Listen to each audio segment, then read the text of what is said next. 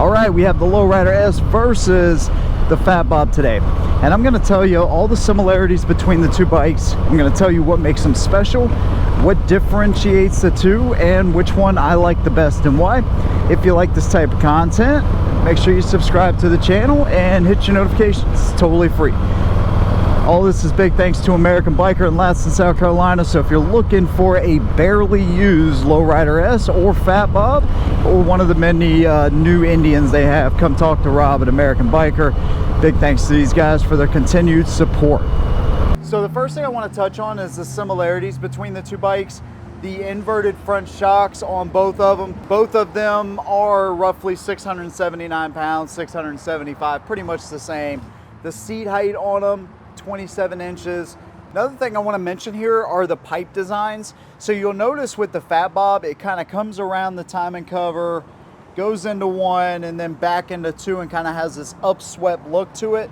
I assume they went that far forward because you have your adjustment here for the rear seat.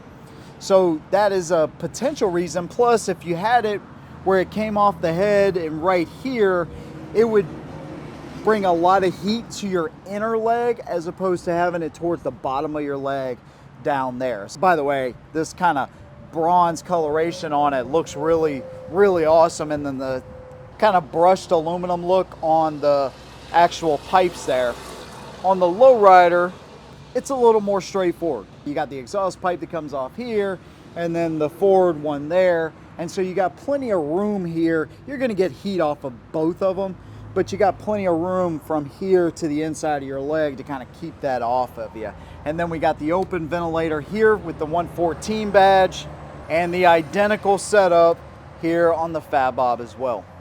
Now they both have chopped front and rear fenders, and that's about where the similarities stop. So up front here we have the Michelin Scorcher with this bronze wheel right here. Looks really awesome. The new Lowriders have this bronze coloration.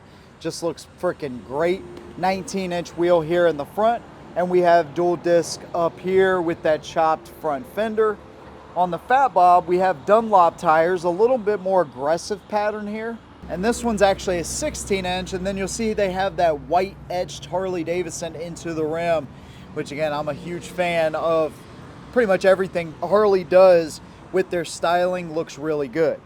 Also, we have dual disc brakes up front here as well, so your stopping power on both is really fantastic. And so with the lighter weight Softail bikes, coupled with the 114, not only are you going to get up to speed relatively quickly, or you're going to get a lot of torque anyways, you're going to be able to stop fairly quickly as well.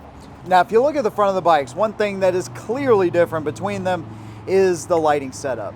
On the Fat Bob, we have what is unique to this bike and this bike only, which is this LED. So it almost provides like an off-road look to the Harley Davidson Fat Bob. Now you got to think this bike has been out since '08. What they had before was two singular headlights side by side, similar to a Road Glide without the fairing, of course. And they switched it up completely in the 2018 model year, I believe, is when the new Fat Bob came out. And so we've had this headlight now for some time. And then if we look at the Lowrider, we have the singular daymaker right there, which again is an LED, but it looks more like a traditional, Softail motorcycle, right? There's nothing crazy about it.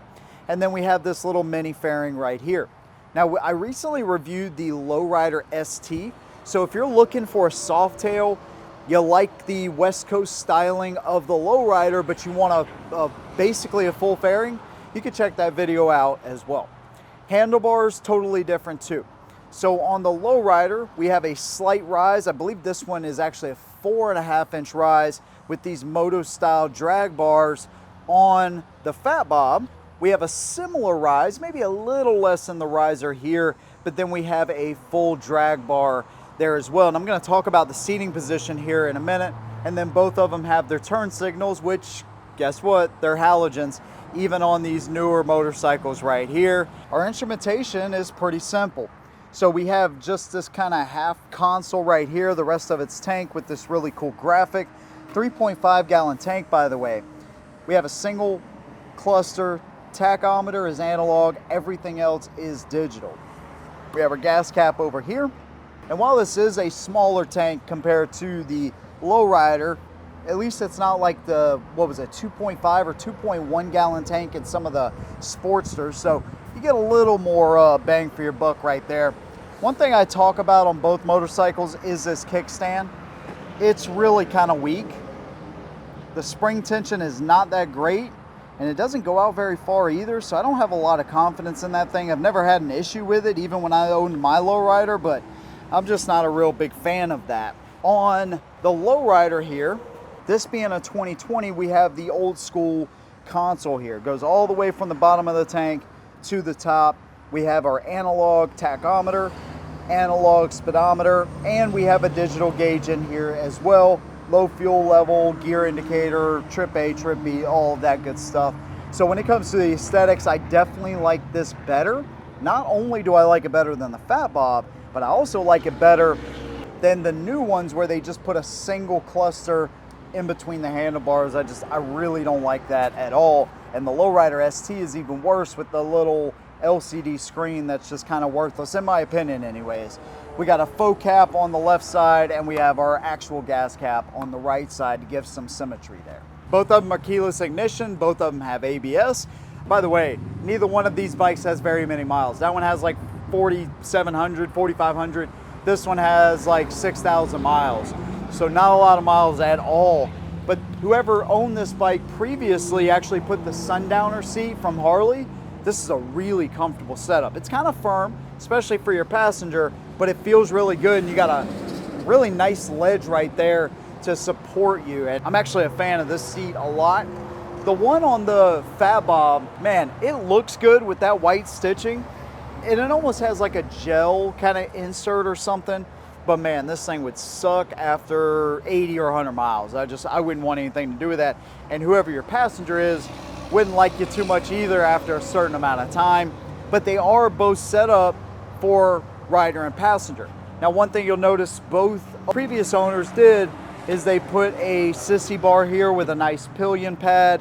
This one's a little bit nicer, but this one actually has the luggage rack too. So you have some options. Both of them, when it comes to aftermarket, have a ton of different things you can do, from the crash bars up front that you see on the Fat Bob, to the sissy bar, to handlebars, to pretty much anything you want to do. There is no lack of aftermarket support on either one of these bikes. The rear fender on the lowrider, you have the LED Zeppelin light. You have your license plate holder that sits straight up right here, and then you have your turn signals on either side. This Zeppelin light is not bad. I actually did a video when I had my lowrider on the Custom Dynamics one. It's a lot better, but at least they do give you an LED, so that's pretty nice. And then we have a chopped fender right here. Obviously, we can see a lot of that back tire. On the Fat Bob, our brake light and turn signals are integrated into each other. License plate on the side, and then we have more of a chopped fender, kind of has this lip that comes up, and we can see more of our rear tire. I really like the aesthetics of this right here. It looks really good. I mean, both of them look good. The Zeppelin light always looked a little goofy to me, just the way it sticks out. That's why I like the Custom Dynamics, because not only is it brighter, but it actually kind of chops that thing in half. So we talked about the main differences and some of the similarities. What about the way they ride? One thing specifically I wanted to talk about on the bike is the seating position itself. You have these moto style drag bars, and they have a 4-inch rise.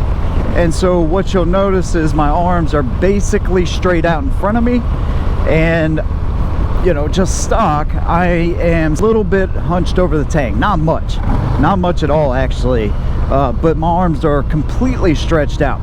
So this is highly dependent upon your body type, your reach, you know, all of that. I'm 5'7", so I don't have the longest reach by any stretch of the imagination, but it's not necessarily uncomfortable, especially if we're just going around town.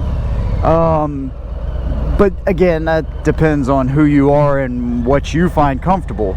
Me personally, I owned a Lowrider S, one of the newer ones that has the single gauge in the middle of the bars instead of, you know, traditionally like on the tank here. And for what I was doing, I didn't find it necessarily uncomfortable, it didn't suit my needs. Oh, hey, we found neutral. Keep finding neutral. This is the easiest motorcycle or the easiest Harley to find neutral on. Typically it's like a little game you gotta play. Neutral again? I swear I've never found neutral so easy on a Harley. But this is kind of what this bike is good for. Around town, just ripping. So seating position, my butt is firmly planted. This is not the stock Harley seat, but it is a Harley aftermarket seat. It's got plenty of cushion. I got my knees right up under me. I feel like they're down far enough where they're not sticking up, similar to the Lowrider ST, which is one of my biggest complaints with that bike. Actually, when I did my review on that motorcycle, that was a viewer of mine. He dropped off the motorcycle so I could do my review. After my review, I made a recommendation to put the controls a little bit more forward, and so they actually moved them forward like 7 inches, and because of that he likes the seating position much better than what he had before. So that's something, even though this one is a little bit more comfortable than the ST, I feel I would still move these controls forward a little bit. They're just not that comfortable in the position that they are. But honestly, I just don't like mid controls. So that's kind of, you know, why I would change them out instantly. You know, it's just not my thing. I would much rather have forward controls. Oh yeah, this is more like it. Okay, so let me talk about the seating position on this one, because they are two totally different feeling motorcycles. These have drag bars, obviously, but what makes them good is that they have a rise here and slightly pulled back, and I have a little bit smaller tank, so I'm not bent over the tank nearly as much, and my feet, if you check it out, are more forward than on the Lowrider. So believe it or not, this to me is actually a much more comfortable seating position than the Lowrider. One thing I like about this one specifically, and you could do this on the Lowrider too, I just feel like it's a little more comfortable. My back isn't as bent over, and if I just want to cruise here, we're doing 52 miles an hour, I can do that. I knew this was a comfortable bike. Surprisingly, I talked about that in my review of this thing a couple months back, but the difference between the two, just stock for stock, is really wow. It's really impressive how much more comfortable I am on this motorcycle. They both have a 28-degree rake, so they both turn in really quickly. They're both lightweight. You come to a stop sign, you put one foot down. I mean, you know, they really are fairly tameable machines. They both have enough torque to pull the Indian sign out of the ground if I wanted to, and so they're a lot of fun to rip around on, but I just find this a lot more comfortable in its current state than I do the Lowrider S. But when it comes to these two, I like a lot of different things on both, but the seating position is a big one. I appreciate that one has a bigger tank on it, so if I want to go out for the day with my buddies, I know I'm not going to be stopping for gas nearly as much as I will on something like this. I love the aesthetics of the Lowrider. I love them on the new Lowrider. I specifically like the gauge setup better on that Lowrider right there than the newer ones, the copper wheels. It just, aesthetically, it looks really good. I like the rear end aesthetics on the Fat Bob a little bit better. When we talk about the lights, this may be a big part of the conversation for some people, because if you are a Harley purist and you see this, even if you know it's a Harley, a lot of Harley purists would look at this and be like, nah, I am not getting behind something like this. But me personally, I understand where Harley's going. They have to make changes to evolve, to grow as a company. And when you have younger riders you're trying to attract, this is the kind of stuff that you have to do eventually. And so I don't mind this as much. I actually kind of like it because it helps it to stand out a little bit. 114, I've talked about this a lot in the past. I love this motor. I just think it's awesome. I love it in my Road Glide Special, and I really like it in these Softails. And by the way, when I'm talking about riding them, the Lowrider S with that 19 and 16-inch wheel respectively feels a little more nimble, but I find that both bikes are fairly stable when you get them up to speed. This one, you may find that it's a little rougher on the road, just a little bit, just because of the tire design, but it's really not much. It's not a huge difference. Both of them have these monoshock under the seat. This one's a little bit easier because you can adjust it right from the outside. That one you got to take the seat off. So there's that. When it comes down to it, I prefer the riding position of the Fat Bob more. And that would probably sell me on this, but if I'm being honest with you, I like the aesthetics more of the lowrider. If I'm just talking factory bikes, I take the Fat Bob. But we all know that we can change this stuff out. And so what I would do is I would change these bars out. I would have something that comes up a little bit more and a little bit further back to me. And I would do the relocation kits on these right here and push those forward. And this would be the bike that I would go with, because even though this bike didn't suit my needs when I had one, if I had the money to have two bikes, this is a pretty perfect second bike because it does a lot of the things the touring bike does without all of the bells on the ride. So there's why I'm out with it, man. For just talking stock, Fat Bob, if I make the changes that I talked about, Lowrider S. If you have one of these two bikes, why did you choose one over the other? If you'd like to see a video where I talk about the best Softail in Harley's lineup, let me know down below. And if you like this video, maybe you'll like one of these other ones I've done here recently. Big thanks to you guys. See you in the next one. And as always, hold them down.